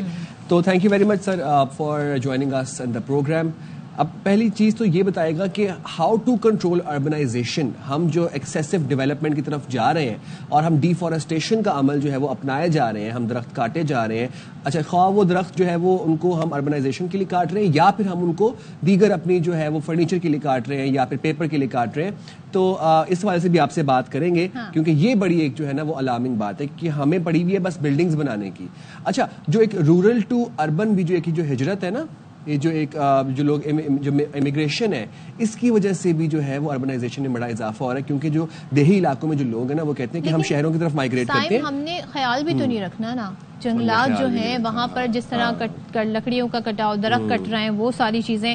تو ہمارے ساتھ ریاض صاحب موجود ہیں، ان کی طرف ایک بار پھر چلتے ہیں. ریاض صاحب، میں آپ سے یہ پوچھ رہا تھا کہ کتنا امپورٹنٹ ہے اس بات کو اس کو سمجھنا کہ اربنائزیشن جو ہے اٹس کلنگ دا انوائرمنٹ، اور جو ڈیفارسٹیشن ہم کیے جا رہے ہیں، ہم نے ایک عادت اپنا لی ڈیفارسٹیشن کرنے کی. جو درخت ہم کاٹ رہے ہیں اب، یہ درخت جو ہے وہ ہمارے ماحول کے لیے، کٹے ہوئے درخت جو ہیں وہ بڑے نقصان دہ ہیں. یہ ہم استعمال کریں اپنے فرنیچر کے لیے، پیپر بنانے کے لیے، دیگر گڈس کے اندر اپنی زندگی کے اندر. یہ بتائے گا کہ کتنا اہم ہے اس وقت اربنائزیشن کو کنٹرول کرنا اور ڈیفارسٹیشن کو کنٹرول کرنا. جی دیکھیں، ڈیفارسٹیشن کو کنٹرول کرنا بہت امپورٹنٹ ہے، کیونکہ ہم لوگوں کو جب تک درختوں کی اہمیت کا پتہ نہیں ہوگا اور درختوں سے بننے والے ایکو سسٹم کی اہمیت کا پتہ نہیں ہوتا تو ہم یہ ڈیفارسٹیشن اور ڈیگریڈیشن آف فارسٹ کرتے رہیں گے.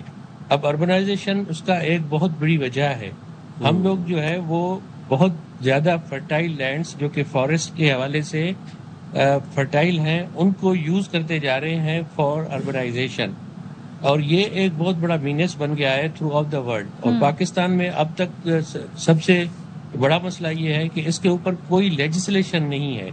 اگر ہمارے پاس ماسٹر پلانز نہیں ہوں گے، پراپر لیجسلیشن نہیں ہوگی، تو یہ چیز بڑھتی جائے گی. اب ہم ایز اے فارسٹ آفیسر یا ایز اے فارسٹ ڈپارٹمنٹ، ہمارے پاس فارسٹ ایکٹ ہے، وہ درختوں کے کٹ جانے کے بعد کے جو ہے وہ پینلائز کرتا ہے. لیکن اس سے پہلے کہ اگر ہمارے پاس پراپر طریقے سے لیجسلیشن ہو، ماسٹر پلاننگ ہو، تو ہم ان چیزوں کو کنٹرول کر سکتے ہیں. ہمیں ایلیبوریٹ کریں ریاض صاحب کہ آپ کہہ رہے ہیں کہ درختوں کے کٹنے کے بعد جو ایکٹ بنا ہے اس کے تحت ظاہر ہے اس پر کارروائی ہونی ہے، لیکن آپ جو سجیسٹ کر رہے ہیں وہ کس طرح کی اس پہ ہمیں کوئی لیگل ایکٹ لانا چاہیے، اس کی لیگلائزیشن ہونی چاہیے، کیا ہونا چاہیے؟ سب سے پہلے تو ہمیں اس کی فارسٹ کی اہمیت کو جو ہے وہ ٹاپ لیول تک سمجھنا چاہیے. ہماری پالیسی میکرز جو ہیں، ہماری جو بجٹ اسپینڈنگ ہے، یہ ساری چیزیں یہ اس سے ریلیونس بناتی ہیں. اب جب تک ہمیں ٹاپ لیول تک سینسٹائزیشن نہیں ہوگی، ہماری پالیسیز جو ہے وہ اس طرح کی نہیں بنے گی. سب سے پہلے ہم نے فارسٹ ایریا اور ٹریز کو، ان کی کٹائی پہ مکمل طور پہ پابندی ہونی چاہیے، جس طرح بہت ساری دنیا کے ملکوں میں ہے. اور اس کے بعد پھر ہم وہ چیز صرف الاؤ کریں جو بالکل ہی ہائیلی جو ہے وہ ریکوائرڈ ہے، جہاں پہ یہ چیز کٹنے کے لیے بالکل انایویٹیبل ہو جاتی ہے، تب جا کے ان چیزوں کی اجازت دی جائے. آج کل یہ ہو رہا ہے کہ فارسٹ کو جو ہے وہ ڈیفارسٹ کرنے کے حوالے سے بہت ساری سوسائٹیز بنتی ہیں، ان کو بھی فارسٹ کی زمین دی جاتی ہے. ایون فار دیٹ میٹر شہر میں جو ہے وہ درختوں کو کاٹ کے زمینیں دی جاتی ہیں. تو اس کے لیے پراپر لیجسلیشن جب تک نہیں ہوگی تو یہ چیزیں کنٹینیو رہیں گی. پہلے تو ہمیں تعین کرنا پڑے گا نا اس رقبے کا. یہ تو رقبہ بھی ہمارا مسلسل جو جنگلات کا ہے وہ کم ہوتا جا رہا ہے. تو اس کی بنیادی وجہ یہی ہے، اربنائزیشن ہی کو ہم بنیادی وجہ کہہ سکتے ہیں، دیگر ایشوز بھی ہیں. Urbanisation is one of the cause, اس کی ایک وجہ ہے صرف. اس کے علاوہ ہم ایگریکلچر کے لیے ایکسپینشن جو کر رہے ہیں اس میں بھی درخت کاٹ رہے ہیں، مائننگ کر رہے ہیں. ایگریکلچر جی اس کے لیے بھی درخت کاٹ کے جو ہے وہ زمینیں بڑھاتے جا رہے ہیں.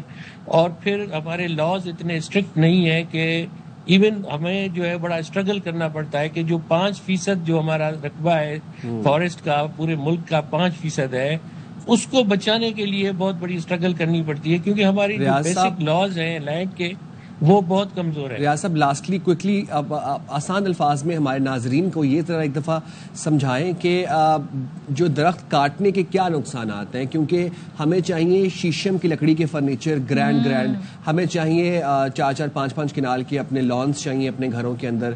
تو درخت کاٹنے کے کیا نقصان ہے، ذرا آسان الفاظ میں بتائیے گا. دیکھیے، آسان الفاظ میں درخت آکسیجن پیدا کرتے ہیں اور کاربن ڈائی آکسائڈ جذب کرتے ہیں. ان دونوں کا ہماری لائف سے، زندگی سے بہت بڑا گہرا تعلق ہے. ان کی جڑوں میں جو ہے وہ کریچرز ہوتے ہیں مختلف قسم کے، ان کے اوپر پرندے آتے ہیں. یہ ساری چیزیں جو ہے ایک پورا ایکو سسٹم بناتی ہے. ایک درخت کو آپ نے جب کاٹا تو اس علاقے کا، اس ایریا کا، اس گھر کا پورا ایکو سسٹم ڈسٹربڈ ہو جاتا ہے. اگر آپ مانیٹری ٹرمز میں آپ بات کریں گے تو آپ نے لاکھوں روپے کا جو ہے وہ نقصان کر دیا صحت کے حوالے سے، پانی کی جو ہے وہ جذب کرنے کے حوالے سے اور بارشوں پہ افیکٹ کے حوالے سے.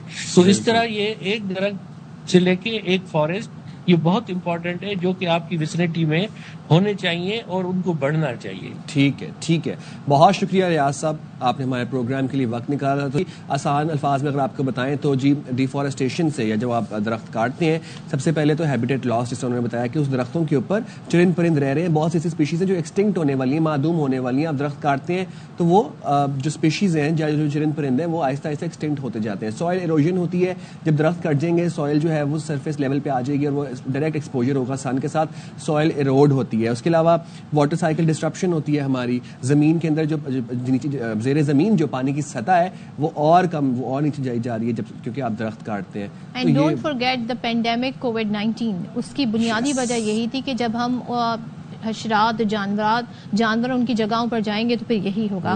چلیں جی, اب ہم بات کر رہے تھے جنگلات کی کمی کے حوالے سے, تو وزیر اعظم شہباز شریف نے شجرکاری مہم 2025 کا آغاز کر دیا ہے اور چاروں صوبوں آزاد کشمیر اور گلگت بلتستان میں 4 کروڑ 17 لاکھ پودے لگانے کا ہدف مقرر کیا گیا ہے. تو شجرکاری مہم کے دوران پنجاب میں کتنے درخت لگائے جائیں گے؟ 1 کروڑ 28 لاکھ 70 ہزار, سندھ میں 1 کروڑ, خیبر پختونخوا میں 26 لاکھ 33 ہزار, بلوچستان میں 20 لاکھ 62 ہزار پودے لگائے جائیں گے, جبکہ آزاد کشمیر میں 1 کروڑ 1 لاکھ 47 ہزار اور گلگت بلتستان میں رواں شجرکاری مہم کے دوران 40 لاکھ پودے لگانے کا ہدف مقرر کیا گیا ہے. تو یہ ہدف تو بہت اچھا ہے لیکن اس کو ٹائم پہ پورا کرنا ضروری ہوگا. اس طرح کی شجرکاری مہم جو ہے اس میں سب کو بڑھ چڑھ کر حصہ لینا چاہیے. بالکل جی, ایسے ہی ہے. اور ہم شو کے آغاز میں آپ کو پتہ ایک بات کر رہے تھے کہ اب ماہ رمضان جو ہے وہ کس طریقے سے گزرا, کتنی جلدی گزرا, تیزی سے گزرا, پتہ بھی نہیں چلا. اور اب جو ہے وہ آج 20واں روزہ جو ہے وہ اختتام پذیر ہو جائے گا. 21ویں روزے کی شب جو ہے وہ آج لگ جائے گی. اور آج جو ہے وہ مغرب کے بعد سے مرد حضرات مساجد میں اور خواتین جو ہے وہ گھروں میں 10 روزہ اعتکاف شروع کریں گے اور برکتیں اور دعائیں سمیٹنے کا اور یہ جو سلسلہ ہے یہ جاری و ساری رہے گا. اور آخری عشرے کے اندر اب لوگ اعتکاف بیٹھیں گے. نبی کریم صلی اللہ علیہ وآلہ وسلم کے قول و عمل سے بھی اس کی تائید ہوتی ہے. ام المومنین حضرت عائشہ صدیقہ رضی اللہ عنہ فرماتی ہیں کہ نبی کریم صلی اللہ علیہ وآلہ وسلم رمضان کے آخری عشرے میں اعتکاف فرماتے تھے. پھر آپ کے بعد آپ کی ازواج مطہرات اعتکاف کا اہتمام کرتی ہیں. اعتکاف کے معنی ہیں آپ اپنے آپ کو تمام دنیاوی امور سے اللہ کی محبت میں روک لینا, اپنے آپ کو اللہ کی یاد پر جما دینا اور مسجد میں گوشہ نشین ہو کر اللہ کا ذکر کرنا. رمضان کے آخری عشرے میں اتفاق کا ایک فائدہ اور پوشیدہ حکمت یہ بھی ہے کہ رمضان کی آخری طاق راتوں میں شب قدر کے حصول بھی آپ ہو سکتا ہے آپ کو, کیونکہ شب قدر کا تعین نہیں کیا گیا تاکہ مسلمان آخری عشرے کی طاق راتوں میں عبادت کر کے اس رات کو تلاش کرے اور اس سے مستفید ہو. بالکل, اور یہ بڑے امپورٹنٹ 10 ڈیز ہوتے ہیں اور اس کے لیے مساجد میں بھرپور طریقے سے اہتمام کیا جاتا ہے. تو ہم ذرا آپ کو لیے چلتے ہیں مختلف شہروں میں, کراچی اور لاہور. کراچی سے ہمیں جوائن کر رہے ہیں چاند نوا, لاہور سے ہمارے ساتھ ہیں نذیر بھٹی. تو ہم ان سے پوچھیں گے کہ مساجد میں کس طرح کا اہتمام کیا گیا ہے. تو سب سے پہلے ہم چلتے ہیں چاند نواب کی طرف, ان سے جانتے ہیں. چاند نواب بتائیے گا کتنی مساجد ہیں؟ بہت ساری مساجد ہیں کراچی میں, کیا اہتمام ہے, کیا انتظام کیا گیا ہے؟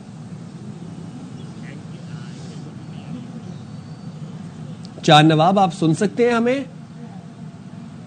جی بالکل, میں آپ کو سن سکتا ہوں. میں اس وقت موجود ہوں نیو میمن مسجد میں. کراچی کی ملک بھر کی طرح کراچی کے تمام مساجد میں اعتکاف میں متقین جو ہے آسو اصلاح شہر کی بستی اعتکاف میں بیٹھنے کی تیاری کر رہے ہیں اور تمام انتظامات مکمل کر لیے گئے ہیں. متقین توبہ اصلاح کے لیے جو بیٹھیں گے, اللہ سے توبہ کریں گے, تمام تیاریاں مساجد میں مکمل کر لی گئی ہیں. نیو محمد مسجد میں بزرگ ہوں, نوجوان ہوں, بچے ہوں, اعتکاف میں بیٹھے. اعتکاف جو ہے 10 شوال تک جاری رہا, جب تک چاند نظر نہیں آ جاتا.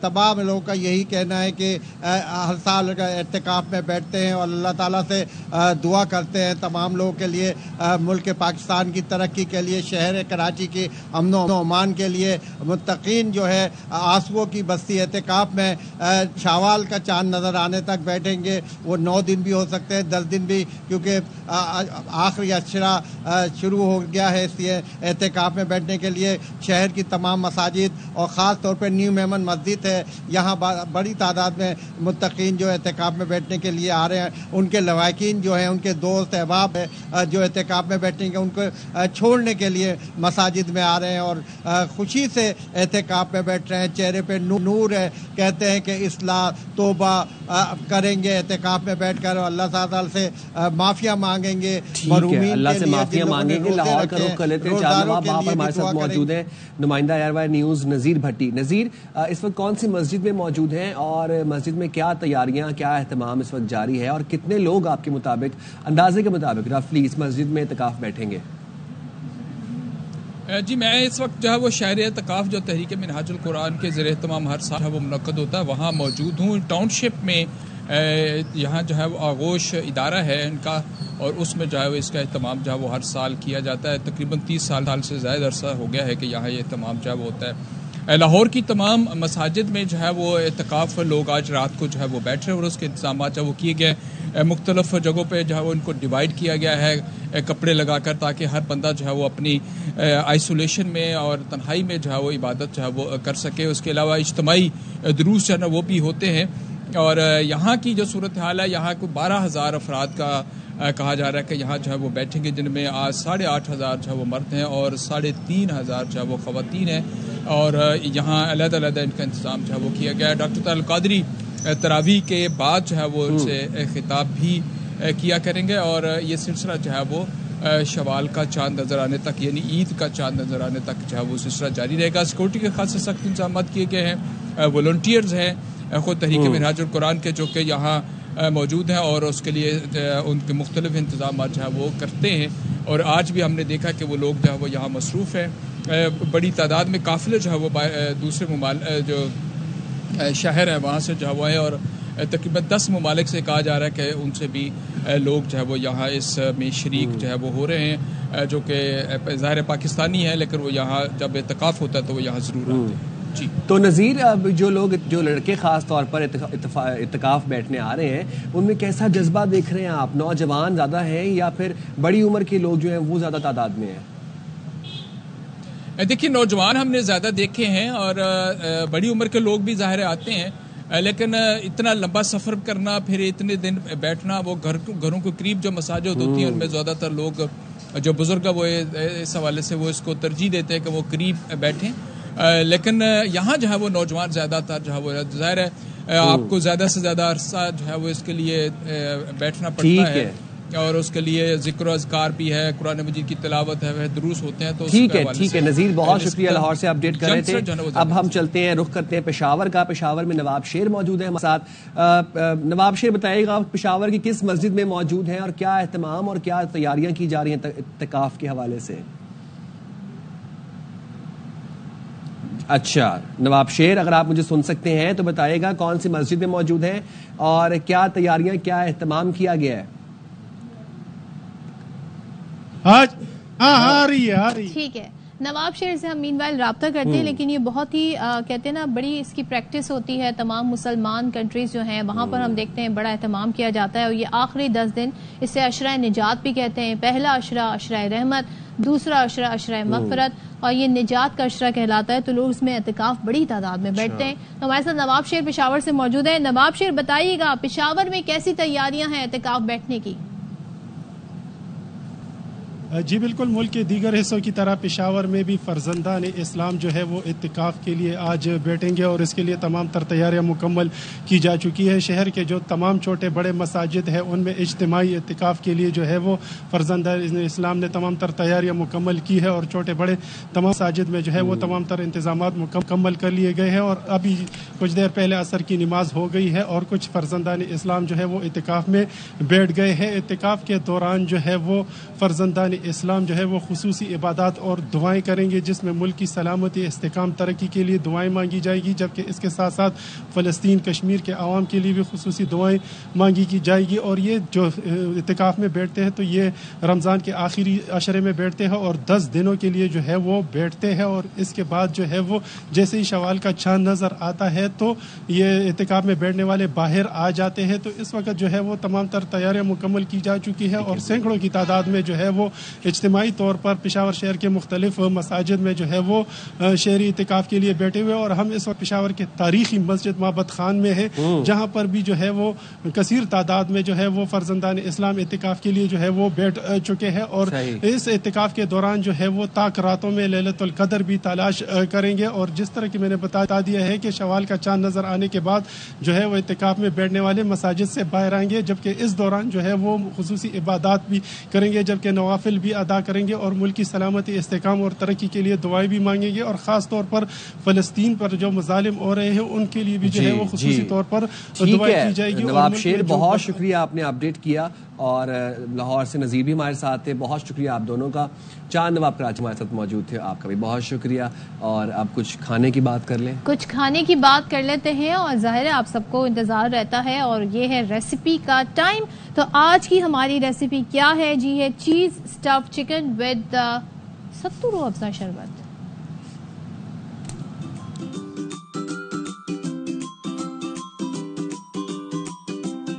आज की हमारी रेसिपी है चीज स्टफ चिकन विद सत्तू रूह अफ़ज़ा शरबत। सबसे पहले हम बनाएंगे चीज स्टफ चिकन। सेब्रूसो की बोनलेस चिकन आधा किलोग्राम, लहसुन पाउडर 1 टेबलस्पून, सॉल्ट हस्बे जायका, काली मिर्च पाउडर 1/2 टीस्पून, जीरा पाउडर 1/2 टीस्पून, कुटी हुई लाल मिर्च 1 टीस्पून, प्याज कुटी हुई 1/2 कप, हरा धनिया 1/4 कप, लेमन जूस 2 टेबलस्पून। अब हम इसको अच्छे से ब्लेंड करेंगे।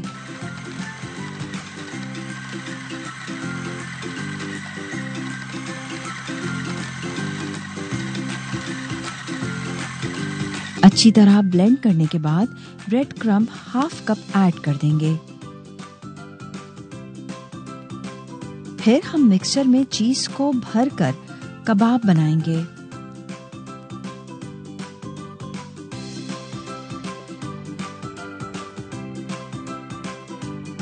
Oil 1 cup.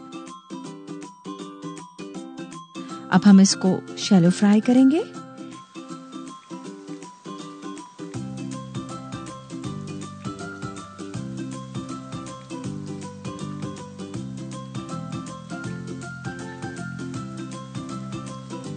इसको केचप और चटनी के साथ सर्व करेंगे।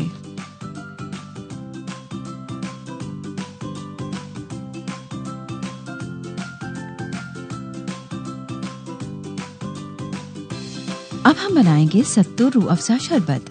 बेसन 2 टेबलस्पून अच्छी तरह रोस्ट करेंगे। पानी 2 ग्लास,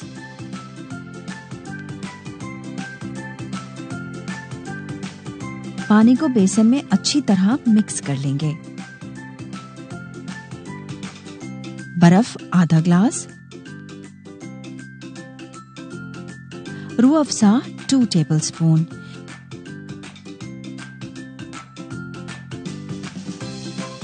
बेसन को ग्लास में ऐड कर देंगे और ऊपर से फूल की पत्तियां डाल देंगे। लीजिए तैयार है हमारी चीफ स्टफ कबाब और सत्तू रूह अफ़ज़ा शरबत।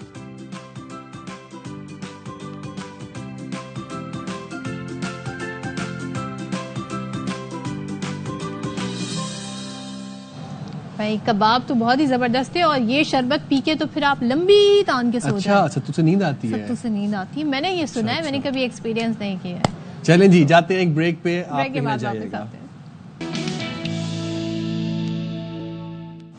Welcome back once again. और आजकल एआई का ज़माना है, एआई का अच्छा इस्तेमाल भी हो सकता है, लेकिन अनफॉर्चुनेटली एआई का जो इस्तेमाल किया जा रहा है, जिसमें हम ज़्यादातर देखते हैं फेक वीडियोस, फेक पिक्चर्स, और इस तरीके से फिर उसे प्रोपेगेंडे के लिए यूज़ किया जाता है।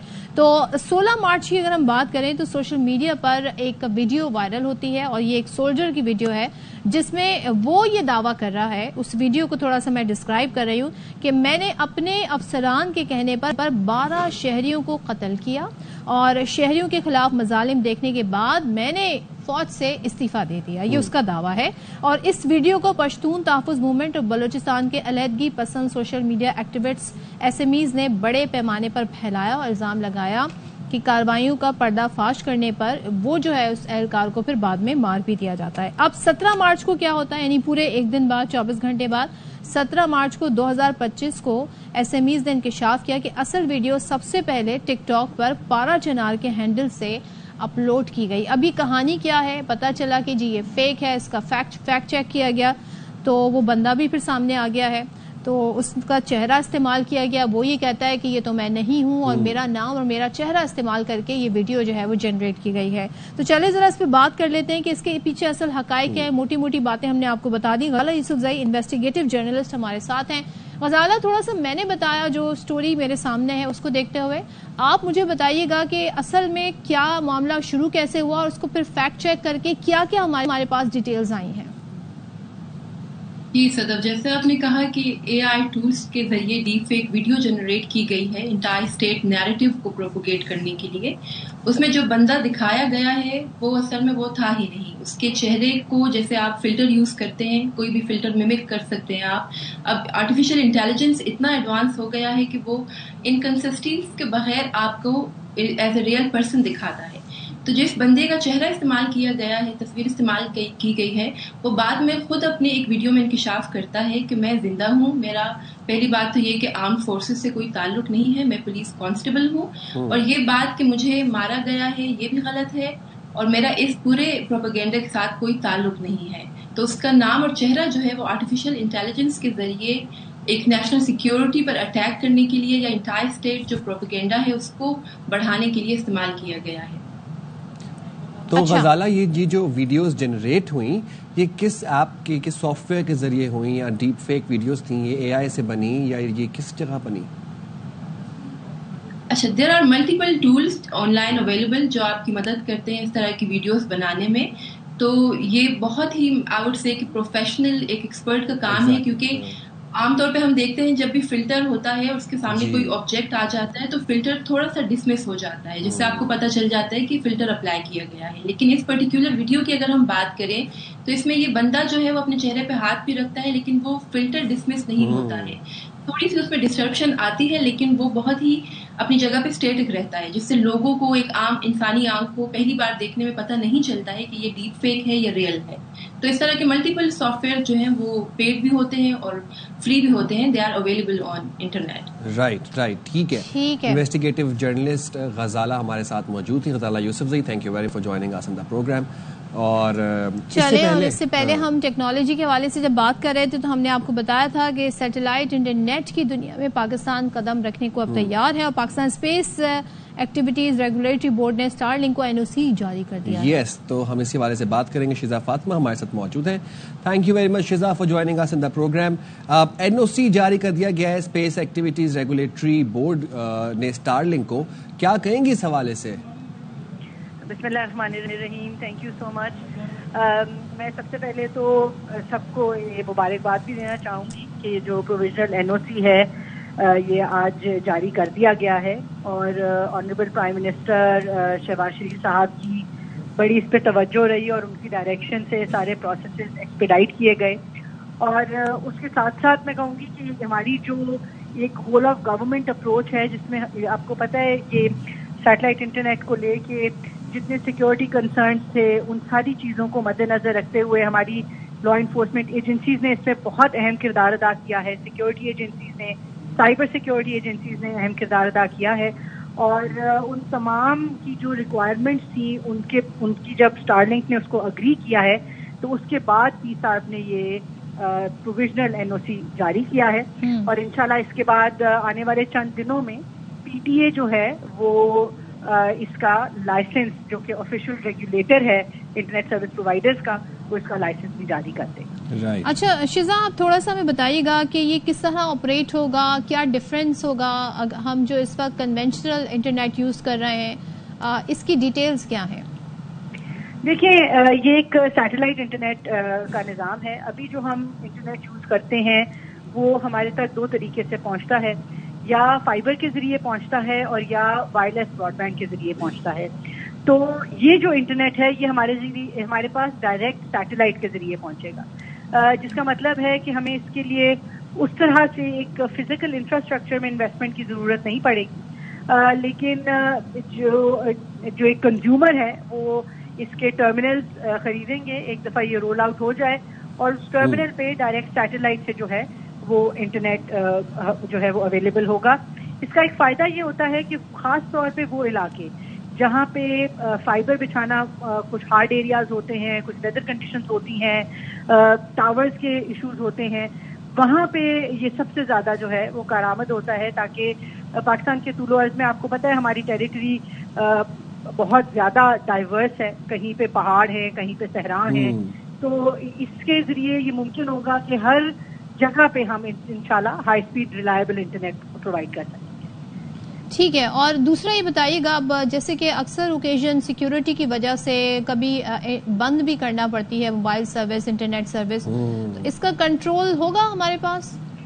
دیکھیے اس طرح سے جس طرح کہ میں نے آپ کو پہلے بھی گزارش کی ہے کہ جو تمام سیکیورٹی ایجنسیز کے جتنی تحفظات تھے، منسٹری آف انٹیریئر کے جتنے تحفظات تھے، ان تمام چیزوں کو سامنے رکھتے ہوئے جو بھی پاکستان کا قانون ہے اس میں لا اینڈ آرڈر مینٹین کرنے کے لیے، اور خاص طور پہ آپ کو پتہ ہے آج کل جو دہشت گردی انفارچونیٹلی اس نے دوبارہ جنم لیا ہوا ہے، اس کے لیے جتنے بھی ریگولیشنز ہیں وہ گورنمنٹ آف پاکستان نے اس کے اسٹارلنک کے اتھارٹیز کے سامنے رکھے، اور اس کے ساتھ جو اگریمنٹ ہے اس کے بعد یہ NOC جاری کیا گیا۔ رائٹ، بہت شکریہ شہزاد فاطمہ صاحب، آپ نے ہمارے پروگرام کے لیے وقت نکالا، اور اب جو ہے بریک پہ جاتے ہیں، آپ ہمارے ساتھ رہیے گا۔ ویلکم بیک، اور جانے سے پہلے ہم بڑی اچھی پازیٹیو باتیں کر رہے تھے آسمان میں جانے کی، اسپیس میں جانے کی، اسپیس پہ جانے کی، اسپیس سے انٹرنیٹ ہمارے پاس آ رہا ہے۔ جی، اسپیس انٹرنیٹ ہمارے پاس آ رہا ہے۔ اب آپ کو بتاتے ہیں جی، کراچی کا نیشنل میوزیم آف پاکستان تاریخی اور نایاب اشیاء اور نوادرات اس میں رکھے گئے ہیں۔ ایک حصہ قرآن گیلری کے لیے مختص کیا گیا ہے، جہاں 5ویں صدی کے قرآنی نسخے بھی موجود ہیں، جن میں خطاطی کی خوبصورت جھلک نمایاں ہے، اور عشرت خان نے رپورٹ تیار کی ہے، وہ آپ کو بھی دکھاتے ہیں، ہم بھی دیکھتے ہیں۔ کیا آپ نے کبھی قدیم اور نایاب قرآنی نسخوں کی زیارت کی ہے؟ اگر نہیں تو آج ہم آپ کو ان نادر نسخوں کی زیارت کرواتے ہیں۔ خوبصورت، دیدہ زیب اور انمول خزانوں سے مالا مال یہ ہے نیشنل میوزیم آف پاکستان میں قائم قرآن گیلری، جہاں تاریخی لحاظ سے نادر و نایاب قرآن مجید کے 300 نسخے موجود ہیں، جن میں سے 51 یہاں ڈسپلے ہیں۔ اس وقت ہمارے پاس مور دین 300 قرآن مجید کے نسخے ہیں، وقتاً فوقتاً اس کو چینج بھی کرتے رہتے ہیں تاکہ لوگوں کا انٹرسٹ بڑھتا رہے اور وہ اس کو نئے قرآن جو ہے نا وہ اس کو دیکھتے رہیں۔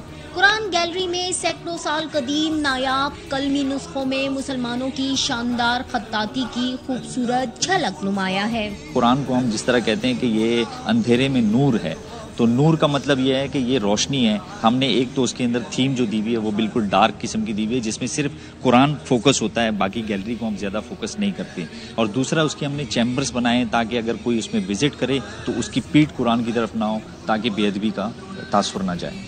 قرآن گیلری میں سونے کے پانی سے مزین قرآنی نسخوں کے علاوہ ہرن کی جھلی پر لکھے گئے نسخے بھی اپنی مثال آپ ہیں۔ سب سے قدیم ہمارے پاس ہے خط بہار کا، اور وہ پورے دنیا میں تقریباً ایک ہی نسخہ ہے، اس جیسا کوئی بھی نسخہ پوری دنیا میں اویلیبل نہیں ہے، جو ٹوٹل سونے کے پانی سے لکھا گیا ہے، اور اس کے ہر سپارے کے پہلے 2 پیجز جو ہیں وہ مختلف ڈیزائن میں ڈیکوریٹ کیے گئے ہیں اگلے سپارے سے۔ نیشنل میوزیم کی یہ قرآن گیلری نہ صرف اسلامی خطاطی اور نادر و نایاب قرآنی نسخوں کی امین ہے، بلکہ روحانی سکون اور اسلامی تاریخی عظمت کا ایک ذریعہ بھی۔ نیشنل میوزیم میں بنی یہ قرآن گیلری ہمارے لیے کسی انمول خزانے سے کم نہیں، کیونکہ یہاں رکھے ان نادر و نایاب اور قلمی نسخوں کی زیارت ہمیں اور کہیں نہیں مل سکتی۔ کیمرامین مستنصر حسین کے ساتھ اشرف خان، ARY نیوز، کراچی۔ تو 20 رمضان گزر گئے ہیں، اور اب جو عشرہ شروع ہونے والا ہے، یعنی کہ آج مغرب کے بعد سے 21واں رمضان لگ جائے گا، طاق راتوں کی لوگ تلاش کریں گے۔ اگلے 10 دنوں میں، اور اعتکاف میں بیٹھیں گے بہت سارے مسلمان، اپنے گناہوں کی استغفار کریں گے، اور کہتے ہیں نا 21ویں 23ویں 25ویں 27ویں 29ویں یہ وہ راتیں ہیں جن میں لوگ لیلۃ القدر کو تلاش کرتے ہیں، اور بڑے مقدس یہ دن جانے جاتے ہیں. Through out the month of Ramzan is very holy month. اور دوسرے یہ کہ ہم دیکھتے ہیں بڑا اہتمام ہوتا ہے خاص طور پہ ان 10 دنوں کا، اور ہم بھی اپنے ناظرین سے یہ کہیں گے کہ جی اب عشرہ رحمت عشرہ مغفرت گزر گیا، عشرہ نجات سے جتنا فائدہ ہم اٹھا سکتے ہیں اللہ پاک ہمیں اس کی توفیق دے. آمین الہی آمین. اور حاضر ہیں تیرے دربار میں ہم، حاضر ہیں تیرے دربار میں ہم، اللہ کرم اللہ کرم دیتی ہے صدا یہ چشم. جی لیں گے آپ سے اجازت، آج تک کے لیے اتنا ہی. اپنا بہت خیال رکھیے گا، ملتے ہیں آپ سے کل، تب تک انشاءاللہ. اللہ حافظ. حاضر ہیں تیرے